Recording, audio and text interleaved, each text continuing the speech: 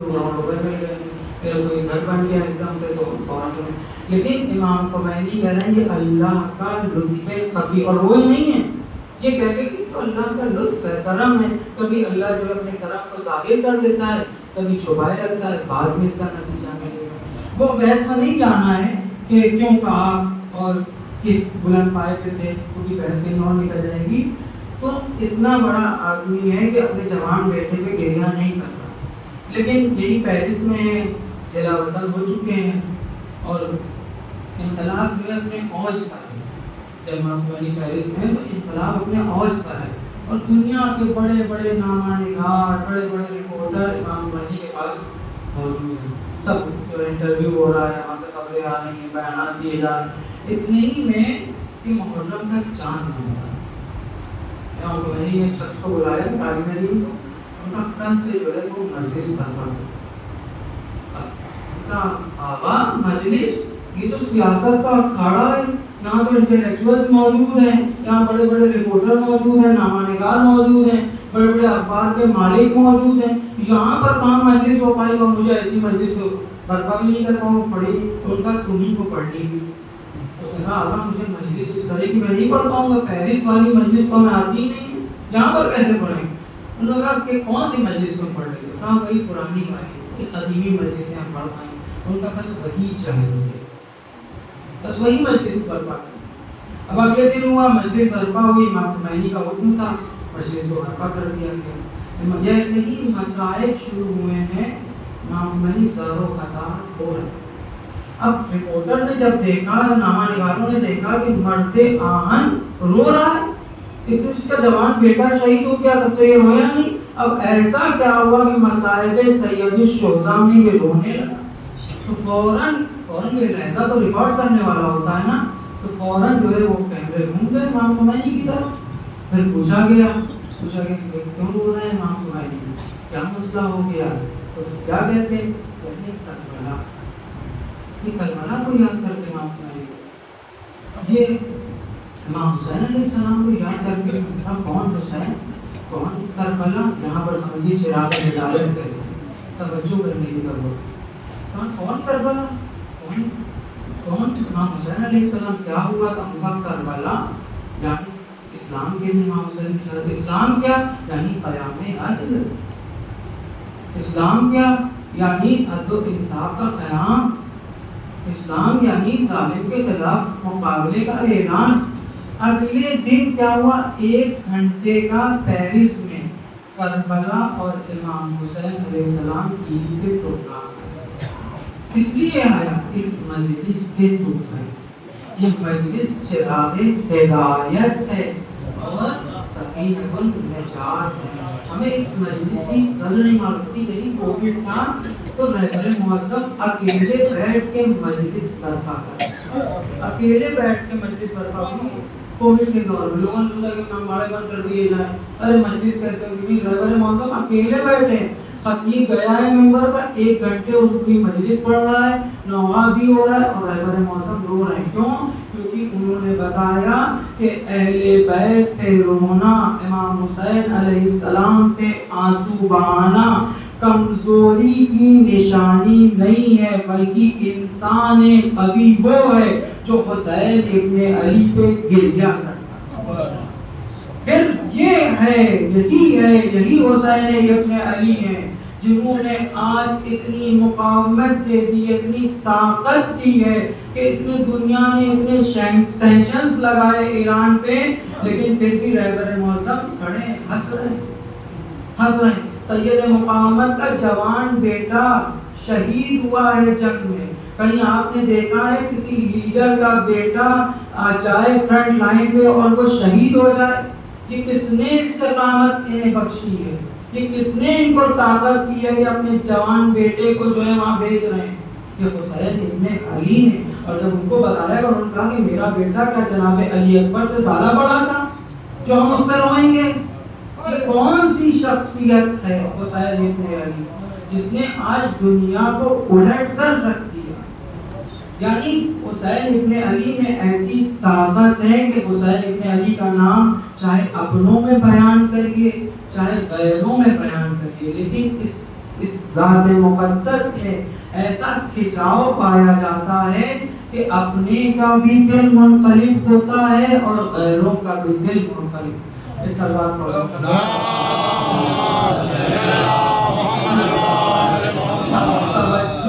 ہم توجہ دیں. عزاداروں کی بہت اہمیت ہے، اسی لیے ہم کہتے ہیں کہ عزاداروں کی توہین نہیں کرو، کسی بھی طریقے سے توہین نہ کی جائے، کسی بھی طریقے سے، نہ حصوں میں ان کی توہین ہو، نہ ان کو بیٹھانے میں کوئی توہین کرے، نہ ان کے ساتھ کچھ اخلاقی سے پیش آیا ہے، کیونکہ یہ عزادار ہیں. نہیں معلوم کہ کس کی عزاداری قبول ہو جائے. ہو سکتا ہے کسی نے بہت چھوٹی فرش عزا بچھائی ہو لیکن وہ وہاں پر بہت بڑی ہو، اور کسی نے بہت بڑی فرش عزا بچھائی ہو، بہت بڑا تبرک کیا ہو، لیکن وہاں پر وہ بہت چھوٹا نظر.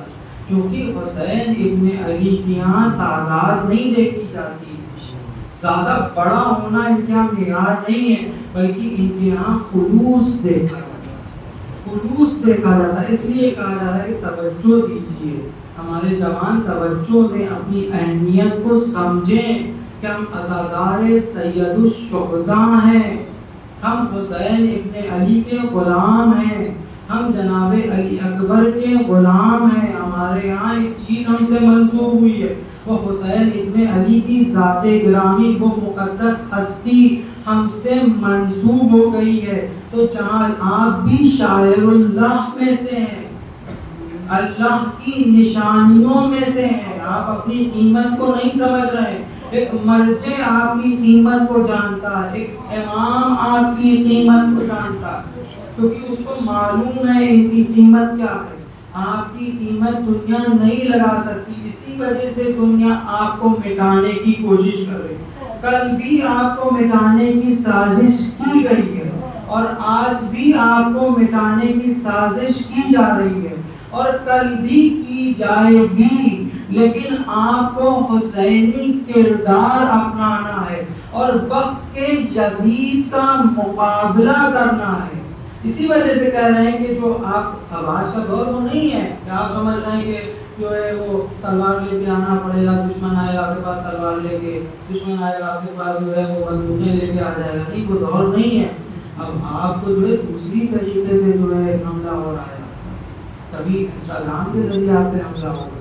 اسی لیے کہا جاتا ہے آپ کسی بھی پلیٹ فارم پہ جائیں، سب سے پہلے اس پر ریسرچ کریں کیا آیا ہمیں اس پلیٹ فارم پہ جانا چاہیے یا نہیں جانا چاہیے.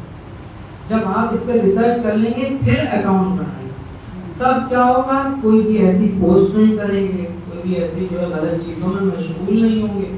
کیوں؟ کیونکہ آپ نے اس پہ ریسرچ کی ہوئی. دشمن کتنا اس پہ، یہ جو موبائل آپ دیکھ رہے ہیں یہ موبائل نہیں ہے، یہ شیطان کا حربہ ہے، آپ کو مشغول رکھنا چاہتے ہیں. لیکن ہمارے زمانے میں وہ موبائل نہیں، کوئی جو دن بھر موبائل چلا رہا ہے، دن بھر ہمارے ذہنوں کو مشغول کیا جا رہا ہے، ہماری فکروں کو جو ہے وہ ختم کیا جا رہا ہے. یہی موبائل ہے. رہبر موسم نے کیوں کہا، ایک پوری کتاب لکھی، ایمان اور کتاب، میں اور کتاب، پوری کتاب لکھی کہ کتاب پڑھو، کتاب پڑھو. کیوں کہہ رہے ہیں کتاب پڑھو؟ کیونکہ کتاب کی جگہ کوئی پر نہیں کر سکتا، نہ یہ یوٹیوب پر کر سکتا ہے، نہ انسٹاگرام پر کر سکتا ہے، نہ فیس بک پر کر سکتا ہے. کتاب کی جگہ آج بھی باقی ہے. یہ رہبر موسم نے بہت تاکید کی ہے اور ہم اس کو نہیں سمجھ رہے. اسی طریقے سے ایک چیز آپ کے سامنے عرض کرنی ہے، وہ یہ کہ آپ دیکھتے ہیں کہ مراج کرام میں خود معصومین علیہ السلام نے سب سے زیادہ جس چیز پہ کہا ہے مجلس میں، وہ گریے پہ جو ہے گریا. ایسا کیوں کہا گیا کہ گریا کے لیے؟ اب آپ دیکھتے ہیں کہ اگر انسان کوئی چوراہے پہ ہنس رہا ہوگا تو کوئی جو ہے اسے پوچھے گا نہیں کہ کیوں ہنس رہا، کیوں ہنس رہا، نہیں کہے گا. بلکہ ہاں اگر کبھی کبھار ہوگا تو بہت زیادہ یہ کہے گا کسی دوسرے انسان سے کہ شاید ان کے ذہنی توازن بگڑ گیا ہے، اس کے لیے شاید ہنستے رہتے ہیں. لیکن اس پورا شو ماحول، لیکن اگر آپ جو ہے وہ رو رہے ہو اس پورا شو ماحول میں بھی فوراً دو انسان ضرور ایسے ہوں گے جو آئیں گے آپ سے پوچھیں گے بھیا تم رو کیوں رہے، کیا مشکل آ گئی. تو پھر آپ تاکہ بتائیں، جب وہ آئے گا آپ کے پاس تب آپ بتا سکتے ہیں کہ میں کس لیے رو رہا ہوں. میں حسین ابن علی پہ رو رہا ہوں، میں اس اسلام پہ حسین ابن علی نے جو شہادت دی ہے اس پہ پھر آپ اسلام پہ آئیں گے تو کہیں گے اسلام کون؟ اسلام ایک ایسا عظیم مذہب ہے جس کے لیے امام حسین ایسی ذات گرامی نے اپنا سر کٹا دیا، ایسا عظیم مذہب ہے اسلام، تب وہ اسلام تک آئے گا، اس لیے اتنی تاکید کی۔ یہ جو کربلا ہے، کربلا نے ہمیں توحید سکھائی، کربلا نے ہمیں فلسفہ توحید سکھایا، کربلا نے ہمیں فلسفہ نماز سکھایا، کربلا نے ہمیں فلسفہ روزہ سکھایا۔ یہی کربلا ہے جس نے انسان شناسی سکھائی ہے۔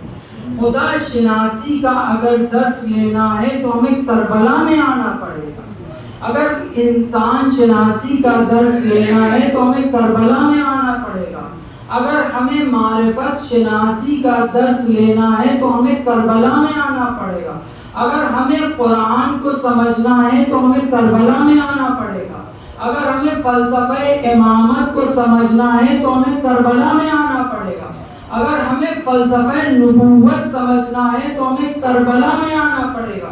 اسی لیے کہا جا رہا ہے کہ ذکر حسین علیہ السلام برپا کرو اور کربلا میں اتر کے کربلا کو سمجھو، تاکہ تمہیں فلسفہ امامت بھی سمجھ میں آئے، فلسفہ رسالت بھی سمجھ میں آئے، فلسفہ توحید بھی سمجھ میں آئے۔ جناب زینب کا وہ جملہ کہ ما رأیت الا جمیلا، یعنی کیا میں نے جمال کے سوا کچھ نہیں دیکھا، یہ فلسفہ توحید بیان کر رہا ہے، یہ ایمان بتا رہا ہے کہ جناب زینب کا کتنا تھا۔ امام کا ہر لاشے پہ شکر خدا انجام دینا، یہ توحید سکھا رہا ہے۔ حضرت عباس کا امام کی ہر لمحے پہ اطاعت کرنا فلسفہ امامت سکھا رہا ہے ہمیں۔ ہم سمجھ نہیں پا رہے، کربلا کو نہیں سمجھے، ہمیں کربلا کو سمجھنے کی ضرورت ہے۔ فلسفہ کربلا جو ہے وہ نظام عدل کا مطلب بتا رہا ہے کہ نظام عدل کیسے قائم کیا جائے، ایک حجت خدا کی کیا ذمہ داریاں ہوتی ہیں، ایک قاضی برحق کا کیا کام ہوتا ہے۔ مروان نے امام سے یہی کہا تھا کہ آپ بیعت کر لیجئے، بات ختم ہو جائے گی، کیوں لڑائی جھگڑے میں کیوں پڑ رہے؟ امام نے کہا کہ اگر ہم بیعت کر لیں گے یزید جیسے فاسق اور فاجر سے تو پھر اسلام کا تم فاتحہ پڑھ لیں۔ یعنی اسلام کو جس نے بچایا ہے اس کا نام حسین ابن علی، حسین ابن علی نے اسلام کو جلا دیا، بچایا، حیات کی۔ کربلا میں امام حسین علیہ السلام نے فلسفہ موت کو بیان کیا کہ اگر کوئی حق پر مرتا ہے، کوئی مرتا ہے یا زندہ ہو جاتا ہے، امام نے بتایا۔ جناب علی اکبر نے، جناب قاسم نے جو جملہ کہا ہے امام وقت سے، وہ یہی بتا رہا ہے کہ کربلا کیا ہے، موت کیا ہوتی جب کوئی حق پر مرتا ہے، وہ یا مرتا ہے یا واقعاً زندہ ہو جاتا ہے۔ ہمیں یہاں پر اس کی ضرورت ہے، اور دشمن نے اس پہ بہت کام کیا، بہت اسٹڈی کی ہے۔ ہم تو نہیں پڑھ پا رہے ہیں، حقیقت بات یہ ہے، لیکن دشمن جو ہے وہ کربلا پہ بہت زیادہ اسٹڈی کرتا ہے، اور دشمن نے دو شخصیتوں پہ بہت زیادہ اسٹڈی کی، ریسرچ ہوئی۔ کون سی دو شخصیتیں؟ ایک شمر پہ بہت زیادہ اسٹڈی کی گئی ہے، ایک جناب خود پہ۔ کیوں کی گئی ہے؟ اس نے کہا کہ شمر کیسے ہم بنائیں۔ شمر کون ہے؟ جو صفین میں امام علی علیہ السلام کے ساتھ میں جنگ تھا معاویہ کے مقابلے، اور جناب حر کون؟ جناب حر عثمانی مذہب کے ہیں اور معاویہ کے ساتھ ہیں جنگ امام علی علیہ السلام کے مقابلے میں۔ تو وہ اسٹڈی کر رہا ہے کہ کیسے ہم زیادہ سے زیادہ شمر بنائیں اور کیسے زیادہ سے زیادہ حر کو روکا جائے۔ اب ہماری ذمہ داری کیا ہے؟ ہماری ذمہ داری یہ کہ کیسے ہم زیادہ سے زیادہ شمر بننے سے روکیں اور جناب حر زیادہ سے زیادہ بنائے جائیں۔ کیوں؟ کیونکہ ایک کمانڈر ہے جناب حر۔ کمانڈر اگر کسی کے خیمے میں آ جائے تو وہ سمجھ لیجئے کہ دشمن کا خیمہ شکست کھا چکا، اس کی ہار کا اعلان امام جناب غر کا امام حسین کی طرف آنا یزید کی ہار کا اعلان ہے۔ ایک کمانڈر جب ادھر آ جائے تو سمجھ لیجیے ساری اسٹریٹجی ہاتھ میں، دشمن کی ساری اسٹریٹجی ہمارے ہاتھ میں، اس لیے ریسرچ ہو رہی ہے۔ جناب علی اصغر پہ کیوں ریسرچ کی جاتی ہے؟ کیونکہ اس کو معلوم ہے کہ علی اصغر میں اتنی طاقت ہے کہ جو بلیوں کو منسلک کر سکتی ہے، امام حسین کی طرف نزدیک کر سکتی ہے۔ پھر ہمارے لیے کیوں؟ کیونکہ اس کو معلوم ہے کہ کربلا تخت اور تاج کو برداشت نہیں کرتی، کربلا ظالم کو کبھی برداشت نہیں کر سکتی، کربلا ظلم کے خلاف، اسی لیے کہا جاتا ہے سیسا پلائی ہوئی جو دیوار ہے، کربلا ظلم کو کیسے برداشت کر سکتی ہے؟ کربلا نے فلسفہ انتظار کو سمجھایا، کربلا نے بتایا کہ امام وقت کی کیسے نصرت کی جائے، کیسے اس کا انتظار کیا جائے۔ اب اسی اس کے جو ہے میں ایک واقعہ بیان کروں گا امام زمانہ علیہ السلام کے سلسلے میں، ایک سوال ہوگا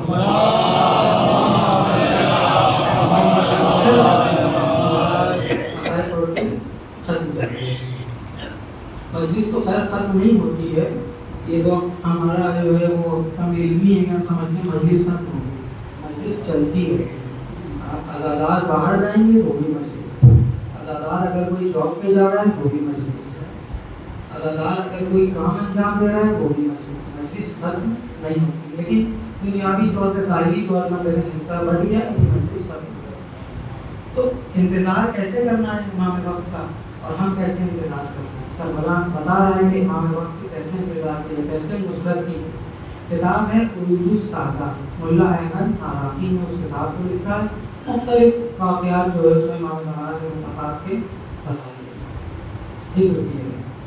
اب کیسے ہمیں امام وقت کی نصرت کرنی ہے، اور ہم انتظار واقعہ انتظار ہوتا کیا؟ انتظار یہ ہے کہ ہاتھ پہ ہاتھ رکھ کے بیٹھے رہنا، ایک نظریہ یہ بھی پایا جاتا ہے، ایک انتظار کا نظریہ یہ بھی پایا جا رہا ہے کہ زیادہ سے زیادہ گناہ انجام دو تاکہ امام جو ہے وہ جلدی سے آ جائیں۔ کیوں؟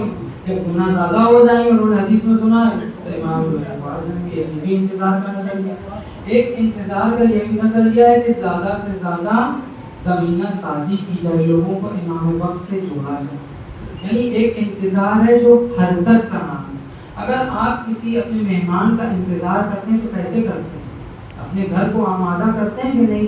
کھانے پکا لیتے ہیں یا نہیں کراتے؟ دروازے پہ کھڑے رہتے ہیں انتظار کر کہ جلدی سے وہ شخص آ جائے، لیکن ہم کیسے انتظار کر رہے ہیں سمجھیے۔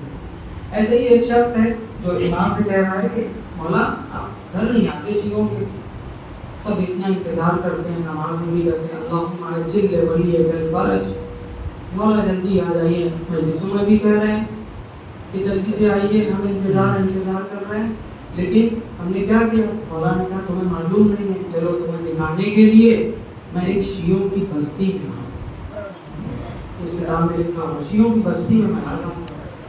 امام آتے ہیں، گھر پہ کھٹکھٹاتے ہیں، شیعہ کے گھر پہ کہتے ہیں میں امام وقت ہوں، میں تمہارا جس کے تم انتظار کرتے ہو میں آ گیا۔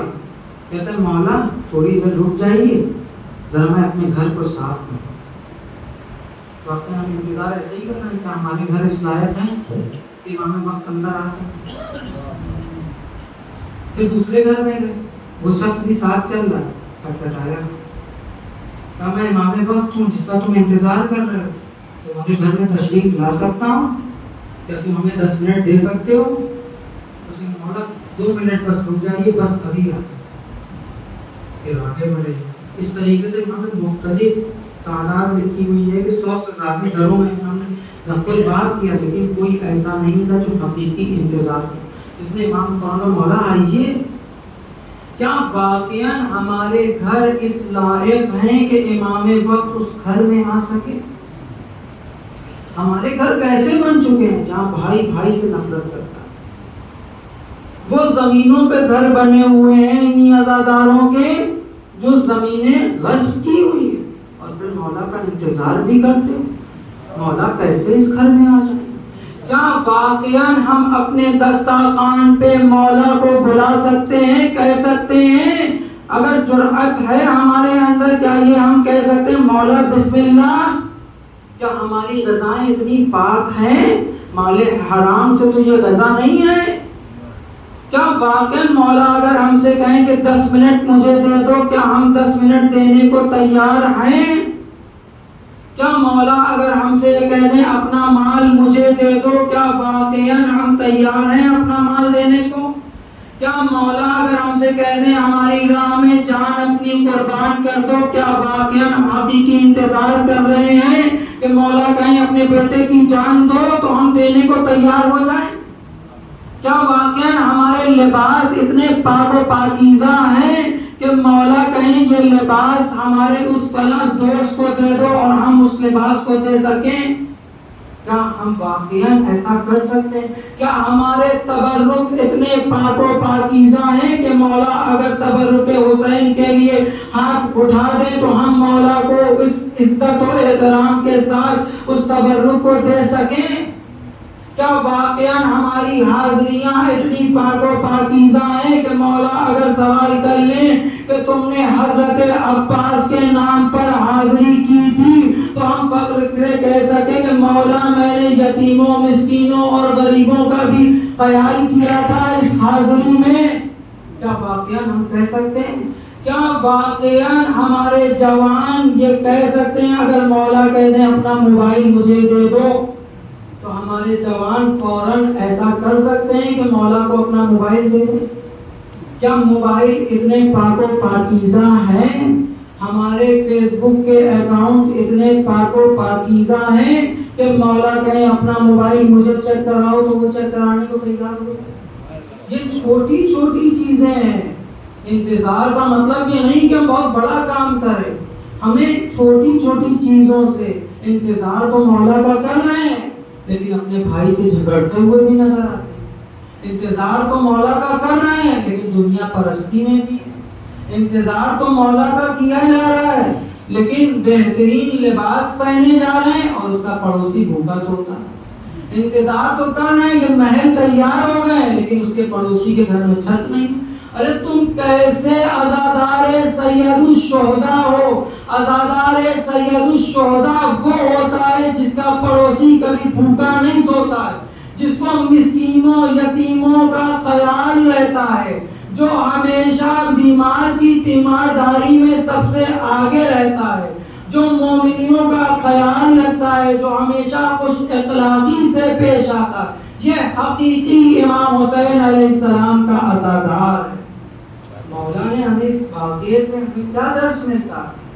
ہمیں یہ درس ملا ہے کہ ہمیں حقیقی معنوں میں انتظار کرنا، اپنے گھر کو سب سے پہلے آمادہ کریے امام زمانہ، اپنے وجود کو امام زمانہ کے لیے آمادہ کریے۔ امام زمانہ نے یہی کہا، کہاں امام زمانہ کا آپ کہاں رہتے؟ کہاں میں مومنوں کے دل میں رہتا۔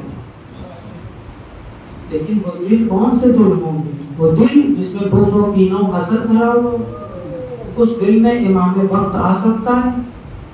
سوال ہے ہمارا، اور ایک سوال چھوڑ کے جا رہا ہوں، اس پہ آپ لوگ غور کریے گا اور میں اس کا جواب نہیں دوں گا۔ ایک سوال یہ ہے کہ جو مجلس مردانی اور زنانی کیوں ہے؟ بس یہ سوال ہے، کیونکہ آپ اسکول میں تو یہ نہیں کہتے ٹیچر سے کہ پرنسپل سے جا کے نہیں کہہ رہے ہیں کہ بھائی اسکول میں جو ہے وہ دو حصے بنائے جائیں، تو وہاں کہتے ہیں کو ایجوکیشن ہونی چاہیے، لڑکا لڑکی ایک ساتھ رہیں، تو پھر مجلس میں کیوں؟ یہ سوال ہے، اس پہ آپ لوگ غور کریے گا، اور اگر کسی کے پاس جواب ہو یا پیش کر سکتا ہو تو بتائیں گا انشاءاللہ مجلس کے بعد۔ میں 11 سفر تک یہاں پر ہوں، آپ مجھے جواب اس کا دے سکتے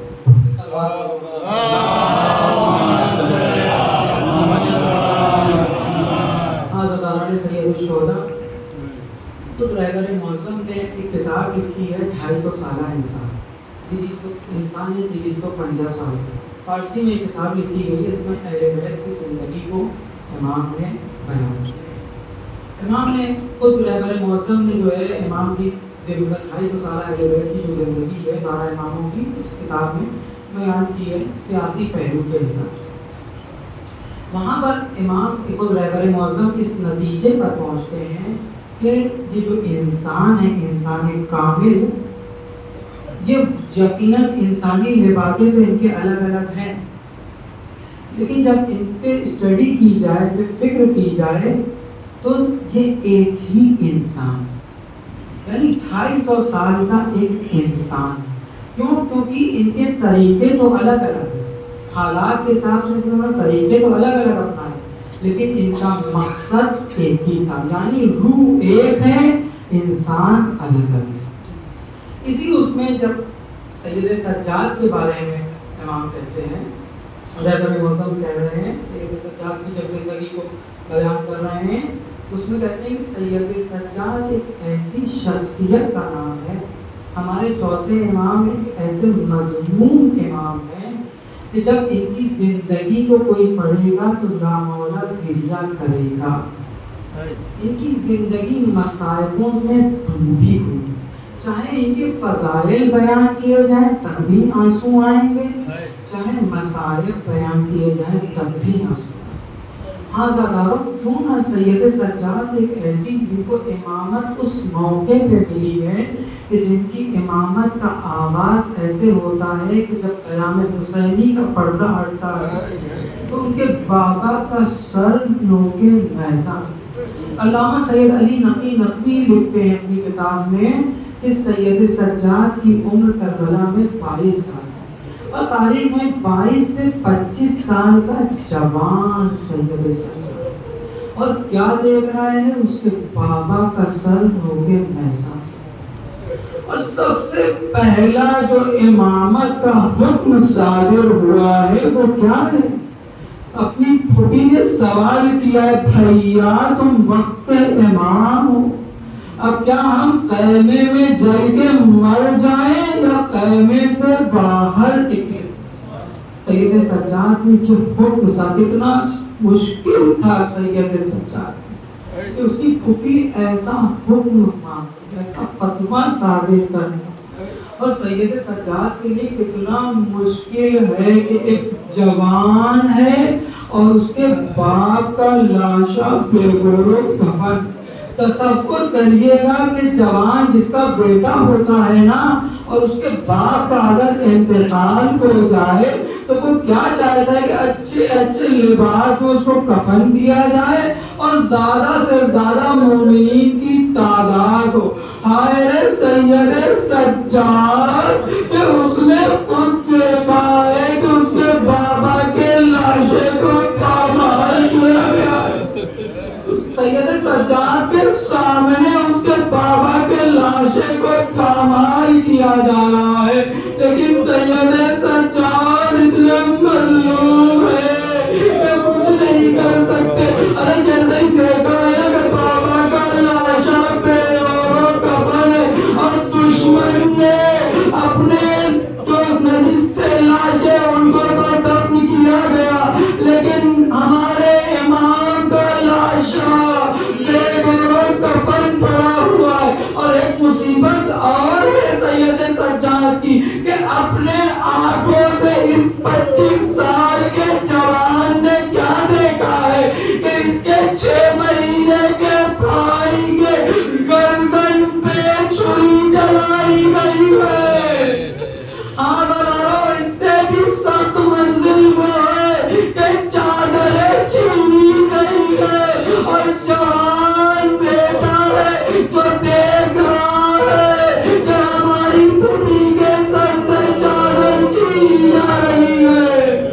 ہاں دلارو, منزل اور آگے بڑھی. ارے اس نے وہ بھی دیکھا ہے کہ اس جوان بھائی نے ایک 4 سال کی بچی کے تماچے بھی دیکھے, شمر نے تماچے لگائے, سید ساجدین دیکھ رہے ہیں. ارے اس مظلوم کے مصلی بھی جلایا گیا. ارے اسی وجہ سے جب امام سے پوچھا, بلال نے کیا پوچھا, مولا کب تک روئیں گے؟ ارے مولا نے طرف پہ کہا کہ جس کے 18 یوسف شہید ہو جائے اس سے تم یہ سوال کرتے ہو کہ مولا کب تک شہید تب تک روئیں گے. ارے طرف پہ بلال کہتے مولا شہادت تو آپ کے گھر کی میراث ہے. مولا نے عجیب جملہ کہا, ہاں دارا سن سکیں گے مولا نے کیا کہا. مولا کہتے کیا میرے گھر کی یہ بیوی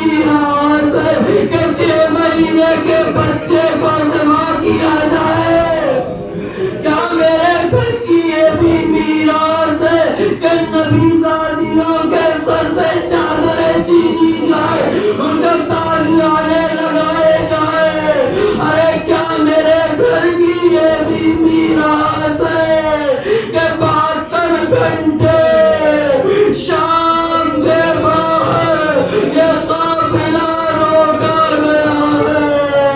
ارے دیار بدیار پوچھا میں پوچھا گھمایا گیا. نبی زادیاں بے مقنع و چادر. انا للہ و انا الیہ راجعون.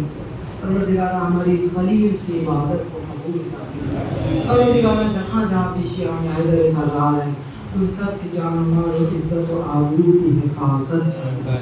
پروردگار ہماری پہلی اور آخری دعا یہی ہے کہ ہمارے آخری حجت کے ظہور میں تعجیل فرما. ہمیں ان کے امان و امثال میں شریک فرما. ربنا تقبل منا انك انت السميع العليم. آمين.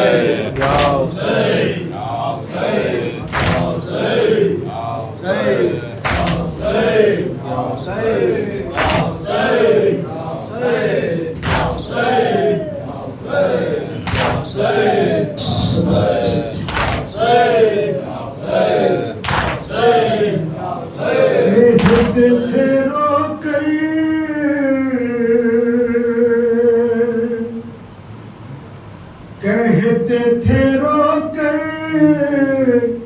غم زدہ ایمان. شام شام شام شام ہائے شام.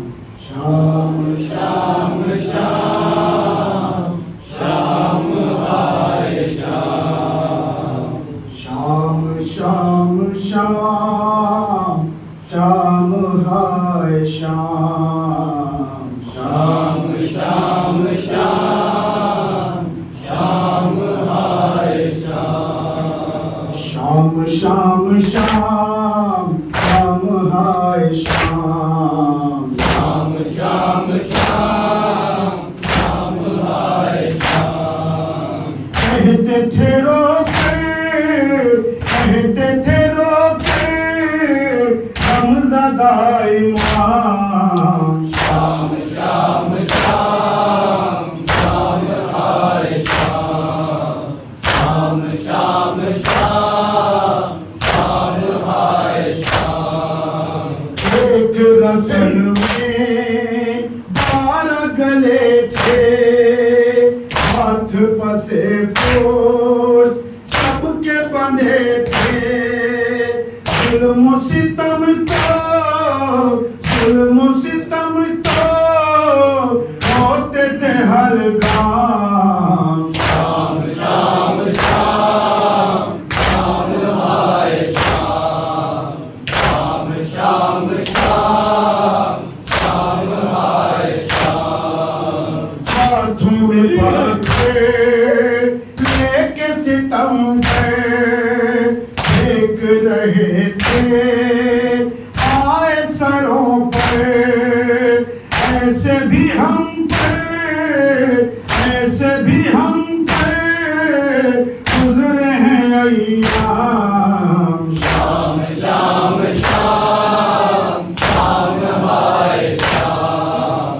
شام شام شام شام ہائے شام. میری اسیری روتی تھی مجھ پر روتا تھا میں بھی سر کو جھکا کر.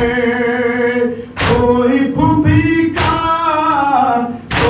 پھوپھی کا لیتا تھا جب نام. شام شام شام شام ہائے شام. شام شام شام شام ہائے شام. پی گئے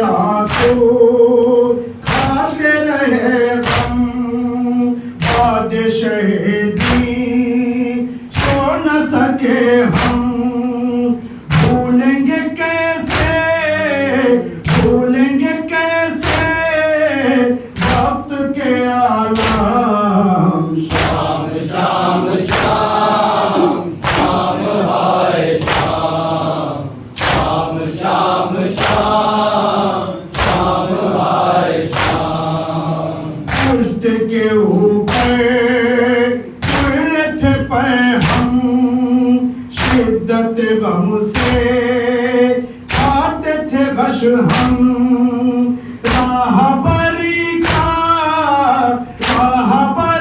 کا ملتا تھا انعام شام شام شام شام ہائے شام شام شام شام شام ہائے شام ہوئے تماچے خالی سکینہ بابا کسینہ خانہ مدینہ باد شہیدی اب ملا آرام شام شام شام شام ہائے شام شام شام شام شام ہائے شام سہ کے سکینہ مر گئی ہر غم اس کو کفن بھی دے نہ سکے ہم قید ستم کے روئے در و بام شام شام شام شام ہائے شام شام شام شام شام ہائے شام گھر سے ہوئے ہیں اس طرح بے گھر بے کس و مجبور پھرتے تھے در در پیتے تھے عرفان آنسوؤں کے جام شام شام شام شام ہائے شام شام شام شام شام ہائے شام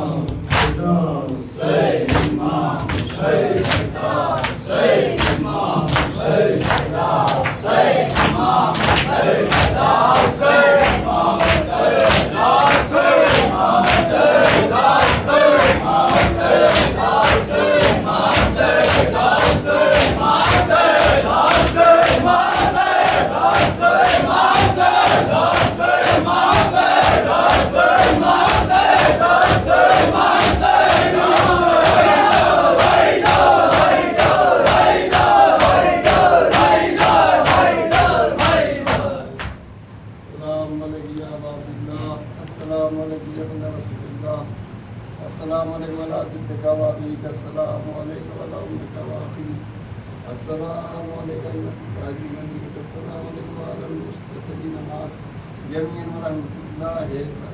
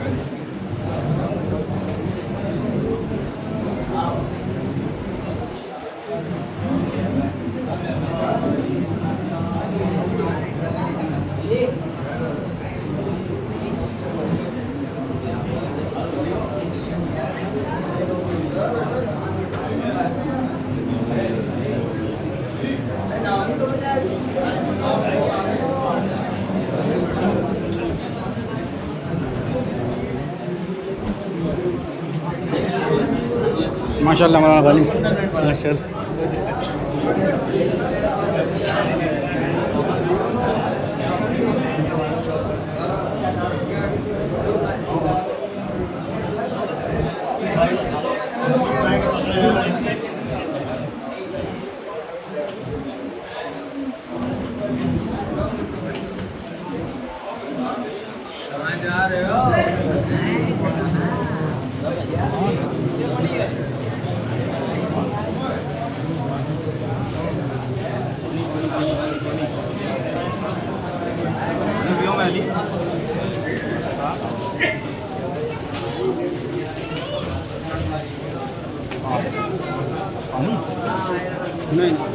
نہیں